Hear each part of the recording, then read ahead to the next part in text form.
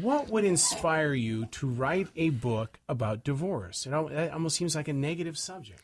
Well, I think people need to be educated about it. So the reason I started writing it, of course, I practice law, so I'm an attorney, and people would call me with questions, and they'd say, how do I do this, or what's going to happen? And they had all these concerns, and sometimes they'd say, well, I can't really afford a lawyer. So I started looking for a book to say, hey, go read this book, and there wasn't one. And nobody had anything out there. It was all written for lawyers, and it's dry, and it's hard to read. And so I said, well, let me see if I can write something. And we just, it's for sale on Amazon, but we give it away. People can get it. But the website is? DivorceGuidebook.com. And this it's done in people speak, so it's not lawyer speak or anything like that. Absolutely people speak. Did you have to, being a lawyer, how did you have to dummy it down? Well, it's not that hard for me. I grew up on a little dairy farm out in the middle of nowhere, and where people don't really go to law school.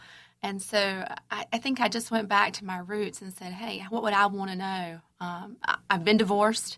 I got divorced very young. I went through a custody trial myself. So I'd been through it. So I was thinking of it that way, as what would I want someone to tell me?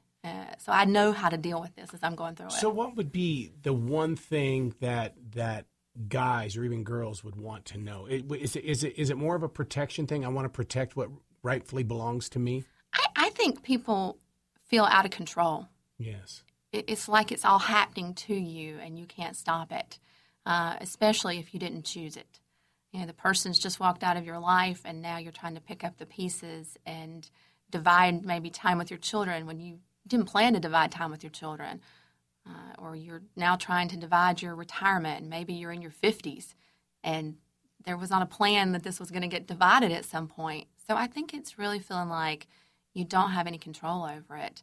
And in my mind, the best way to get control over it is to get educated, is to learn, find out what's going to happen. And if you're going through the process, ask people, ask your attorney if you have one, what's next? What's going to happen next? What are the procedures? What's the steps? So you feel like you've got at least a little bit of a grasp about what's going on. So it's usually fear over substance then? I think it is. And when you have fear, then you have doubt. That's right. And then all of a sudden, then just eats at you. Mm-hmm. And what is the main reaction of guys? Do they feel like, well, I worked hard for this. This is all mine. Why does she get half of it? No, I really don't see that with guys. I mean, you would think maybe they would. So guys are compassionate. They really are. Really? Yeah, absolutely. Most of the guys that come in that they'll say, I don't want to leave her without anything. I want to take care of my family, but I want to be able to eat too. Mm-hmm. And that's usually their reaction is, how can I do both? It's really a balancing act, and it's tough. I mean, it's really hard off of, especially if there's a stay-at-home spouse involved. If we've got a stay-at-home mom, it's really hard. How are we going to divide this income in two places and make it do what it did when it was going to one house? Mm-hmm. So you've got to balance it. And is it all protected by law? Is there a certain guideline that you have to abide by, or how does that work out? I wish there was a formula for it. For child support, there is. Yes. Child support's a calculator formula. We have a free calculator on our website. You can go on and calculate your child support. You put all the numbers in. It spits out a number. It tells you what to pay. Mm-hmm. That's easy. For spousal support, alimony, and that type of thing, there's not a math formula for it. Basically, what the court looks at is, do we have somebody that's a dependent spouse, somebody that relies on you for their care, that you've been paying most of the bills? And if we have that, that's check one. And then they say, okay, do they have a need? In other words, do they have bills that need to be paid and they can't pay them? And how much is it? And then do you have excess after you pay your bills? So can you meet it? Right. So it's really... Plus, minus equals, yeah, plus, minus. It's messy. It's messy.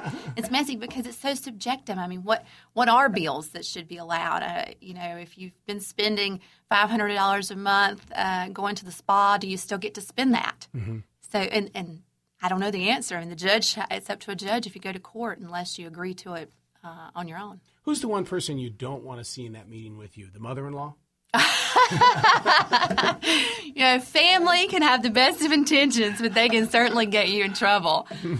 Getting outside advice is tough. I hate the best friends that have been through it and they're telling you what you should get or what you should do because they did this. Mm-hmm. But their situation's different. It's not your it's not your life that they're talking about. It's theirs. So it may not match up. So divorce is like a wedding. There's no two weddings the same. Therefore, there's no two divorces the same. That's perfect. That's perfect. But how do you get through it? Do you have to deal with the mental side of it, or do you just get them the strength so they can go get the mental side of it? We have people we refer. So there's counselors out there, and I definitely tell people to get in a support group, get counseling if they need it. But we do deal with the mental side of it. I mean, I have people that call and say, I'm just calling to vent. They'll start it that way. They're not calling to ask me for legal advice. They say, I just want to tell you what's going on, and then we'll talk about it. And sometimes I think just having somebody else to listen is enough. And, a lot of times people are telling us as their attorney things that no one knows, things their parents don't know about their marriage, things that their best friends don't know. I mean, people don't share all the behind-the-scenes action with everybody they know. And so it's the first chance they've had to really unload all the baggage and tell somebody that they know can't go tell anyone. How do you prepare for a court date? I mean, when rock stars walk up on a stage, they've got to mentally be prepared. What do you do? When I'm going into trial, I listen to a mix of it's music, and I listen to it in the car on the way to court. And it's normally I listen to kind of easy listening sort of stuff, but it's kind of heavy rock, and I do. Yeah, I totally do. Wow. Are we talking classic rock? Yeah, I do. What's your favorite band? AC/DC. I mean, in the classic stuff, yeah. I mean, I want the lawyer that gets into Bon Scott. Yeah, right. I mean, it's good stuff, though, but you want to go with a little energy. Yeah. It's really easy because you go into court and you're waiting and waiting and waiting and waiting, and sometimes the waiting can kind of suck the life out of you, and you get up there and you just don't have the energy that you started with. So I try to come in with a lot of energy and be there. Now, when you have to go up there and you have to have that little mumble talk with the judge, you guys are actually just talking about fashion, aren't you?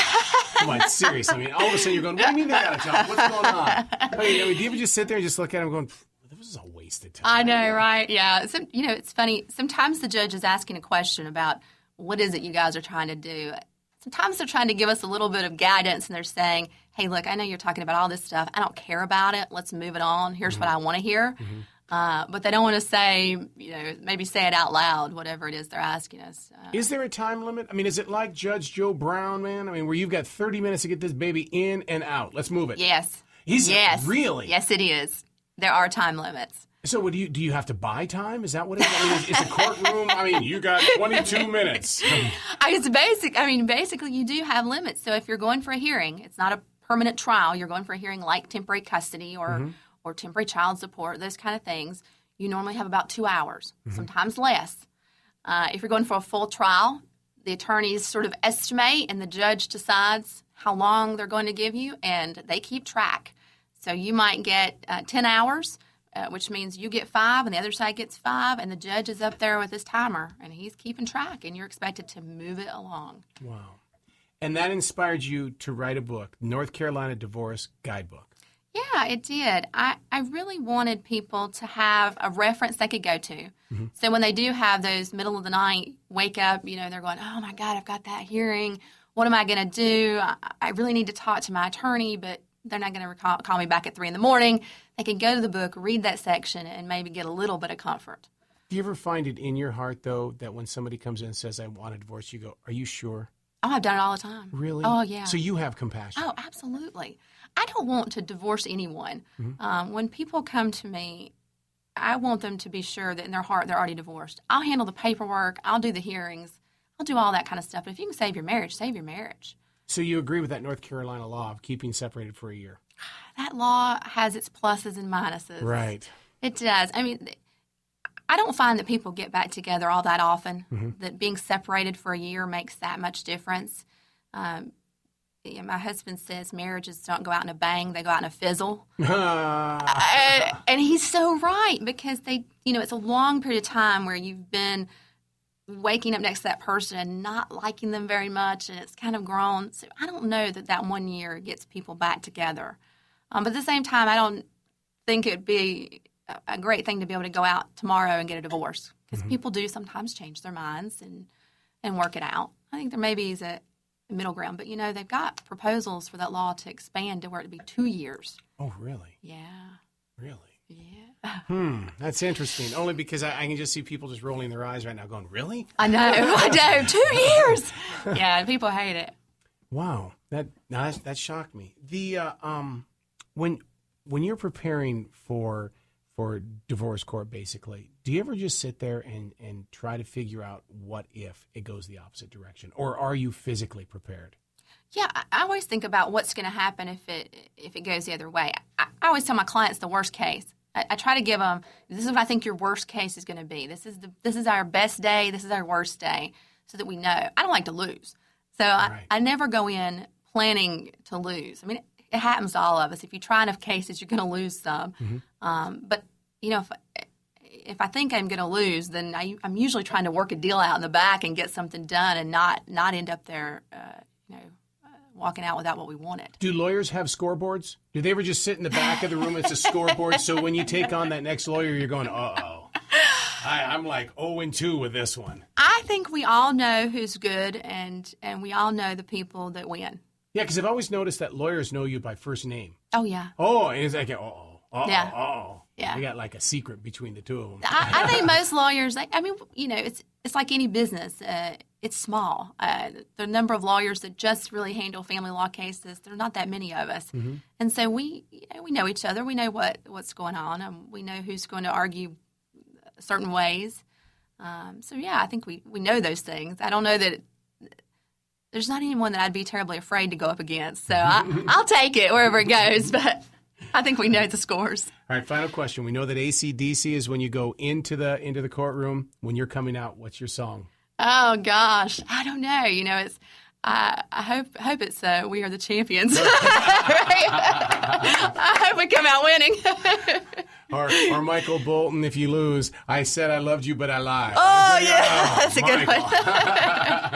Exactly. So your website one more time. It's divorceguidebook.com, or you can also go to McIlveenFamilyLaw.com.